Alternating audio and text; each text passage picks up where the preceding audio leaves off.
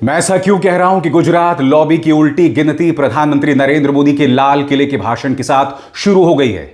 क्योंकि अब वो नफरती राजनीति नहीं चलने वाली, वो पुराने ढर्रे की राजनीति नहीं चलने वाली।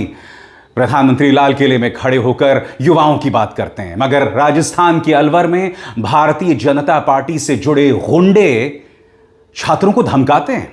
प्रधानमंत्री नरेंद्र मोदी महिला सम्मान की बात करते हैं और दूसरी तरफ महुआ मोइत्रा, जो कि टीएमसी की सांसद हैं, कृष्णा नगर के एक सर्किट हाउस में जाती हैं और प्रशासन उन्हें कहता है यहां से चले जाओ वरना आपकी जान को खतरा है। भारतीय जनता पार्टी के कार्यकर्ता उसे घेर लेते हैं और धमकाते हैं। आज भारतीय जनता पार्टी से जुड़े लोग नसीहत दे रहे हैं प्रधानमंत्री को। सबसे बड़ी बात, मोहन भागवत ने प्रधानमंत्री को नसीहत दी है कि विपक्ष जरूरी है। जेन जी को सुनो, युवाओं को सुनो। प्रधानमंत्री ने आज लाल किले में भाषण दिया, एक छोटा सा भाषण, ज्यादा कुछ कहने को नहीं था और उस पर भी जेन जी हावी दिखाई दिया। सबसे बड़ी बात, उसी पुराने ढर्रे पर प्रधानमंत्री विपक्ष को ताना मार रहे थे, अर्बन नक्सल जैसे शब्दों का इस्तेमाल कर रहे थे। कांग्रेस ने कहा है इसी तरह से तुमने किसानों को अर्बन नक्सल कहा था, जंतर मंतर पे आंदोलन करने वालों को अर्बन नक्सल कहा था, मगर हर बार तुम्हें झुकना पड़ा है। हम इन तमाम चीजों की चर्चा करने वाले हैं दोस्तों, मगर सबसे पहले रामदेव, जो कि भारतीय जनता पार्टी के तंत्र के सबसे करीबी हैं।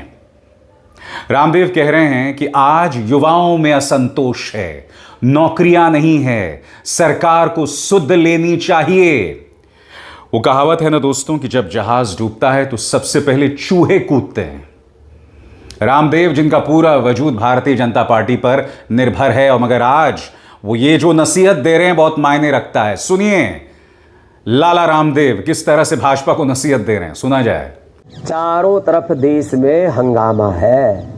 छोटे छोटे स्कूल कॉलेजों से बच्चे निकल रहे हैं कि हमारे यहाँ टीचर नहीं है, हमारे यहाँ लाइट नहीं है, हमारे यहाँ पानी नहीं है, हमारे यहाँ शौचालय नहीं है, हमारे यहाँ टीचर है तो किताबें नहीं है, किताबें हैं तो टीचर नहीं है, और टीचर है तो पढ़ाई में नकल हो जाती है, कहीं पेपर लीक हो जाता है, और पेपर पास भी कर लिया, 10वीं 12वीं का बोर्ड एग्जाम भी दे लिया, तो 10वीं 12वीं के जो एग्जाम के मार्क्स हैं वो कहीं जुड़ते ही नहीं है। कॉम्पिटिटिव एग्जाम्स के आधार पर ही आगे यूनिवर्सिटी में सिलेक्शन होता है, और उसके बाद में फिर जो है जब कहीं नौकरी की बारी आए, खास करके गवर्नमेंट जॉब्स में इंटरव्यू के दौरान 90 से 99% घोटाला होता है। अपने विचार, अपने संस्कार, अपने संगठन, अपने ही जाति वर्ग समुदाय के लोगों को ठोक लेते हैं और बाकी को बाहर धक्का मार देते हैं। ये बहुत ही अपमानजनक है, ये लोकतंत्र के खिलाफ है, ये न्याय के भी खिलाफ है। एक तरफ हम कह रहे हैं सत्यमेव जयते, यतो धर्मस्ततो जये, हमने शासकीय उद्घोष बना दिए, और वहां जब किसी को इंटरव्यू की बारी आती है तो 10 में से पहले से ही तय करके और पैसे लेके 25-50 लाख 1-1 करोड़ रुपए की रिश्वत लेकर के फिर भर्ती करते हैं। अब ऐसे ही आंदोलन करना पड़ा तो देश कैसे चलेगा? इसलिए भाई सुधर जाओ, नहीं तो देश में आंदोलन और ज्यादा भी हो सकते हैं। आंदोलन के नाम पर मैं अराजकता, अनार्की का समर्थक नहीं हूं,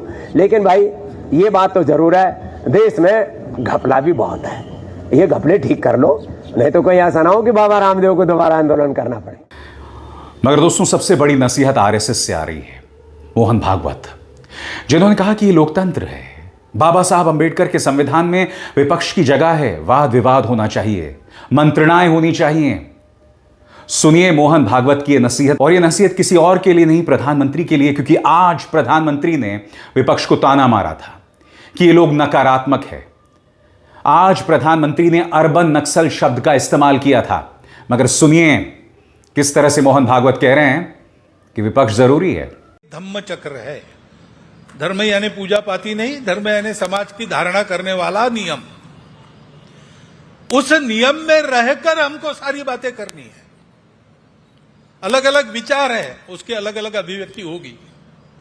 प्रजातंत्र है, इसलिए इसमें संवाद होता है, शास्त्रार्थ होता है, पूर्व पक्ष उत्तर पक्ष होता है, उसमें परस्पर विरोधी दृष्टिकोण भी आते हैं, विरोध करना भी पड़ता है। हितकारी प्रश्न जब उठाते तो जोर से उठाना पड़ता है, उस पर कृत्य हो इतना बल लगाना पड़ता है। आंदोलन होते सब होते हैं, लेकिन करते समय ध्यान में रखना, संविधान निर्माताओं ने देश की संसद को संविधान प्रदत्त करते समय जो 2 भाषण दिए हैं डॉक्टर बाबा साहब आम्बेडकर ने, उसमें ये सारी बातें हैं और ये हम कर सकते हैं, ये हमारी परंपरा में है। मगर जो सबसे अहम नसीहत मोहन भागवत की तरफ से आई है वो युवाओं को लेकर। मोहन भागवत ने कहा कि ये जो हमारा युवा है ना, डेमोक्रेटिक डिविडेंड है, यानी कि लोकतंत्र की कमाई है। हमें उसकी बात का ध्यान रखना पड़ेगा क्योंकि आज से 30 साल बाद ये युवा जो है वो बुजुर्ग हो जाएगा, वो अगली पीढ़ी हो जाएगा। लिहाजा बहुत जरूरी हो जाता है कि ये युवा जो कह रहा है उसे हम ध्यान से सुने। मगर क्या प्रधानमंत्री अपने अहंकार के उस आइवरी टावर से नीचे उतरकर इन तमाम बातों को सुनेंगे? सुनिए, ये करारा तमाचा भारतीय जनता पार्टी के नफरती चिंटुओं को मारा है मोहन भागवत ने। देखा जाए। गौरव भी हमारे मन में है और ये एहसास भी हमारे मन में है। युवा पीढ़ी, उनके साथ मुझे संवाद करने के लिए बताया है। वास्तव में प्रसंग तो सबके संवाद के लिए है, परंतु युवा पीढ़ी के लिए इसलिए भारत में ऐसा मानते हैं कि वो हमारा डेमोग्राफिक डिविडेंड है और उसका ठीक से लाभ हुआ देश को तो हम विश्वगुरु बन जाएंगे, और नहीं हुआ तो आगे बहुत बोझ आएगा। क्योंकि आज ये युवा पीढ़ी 30 साल के बाद पुरानी पीढ़ी बन जाएगी, तो आगे चल के इस युवा पीढ़ी के भविष्य के लिए भी जैसे आज के लोगों ने विचार करना है, वैसे युवा पीढ़ी को अपने अगले पीढ़ी के लिए भी विचार करके चलना पड़ेगा।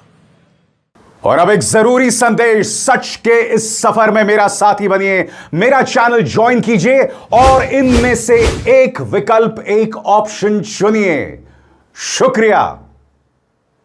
और जहां तक अर्बन नक्सल की बात है दोस्तों, कांग्रेस ने पलटवार किया है। पवन खेरा कह रहे हैं कि इसी तरह से तुमने किसानों के बारे में अर्बन नक्सल कहा, तो इस तरह की बातें करना बंद करो।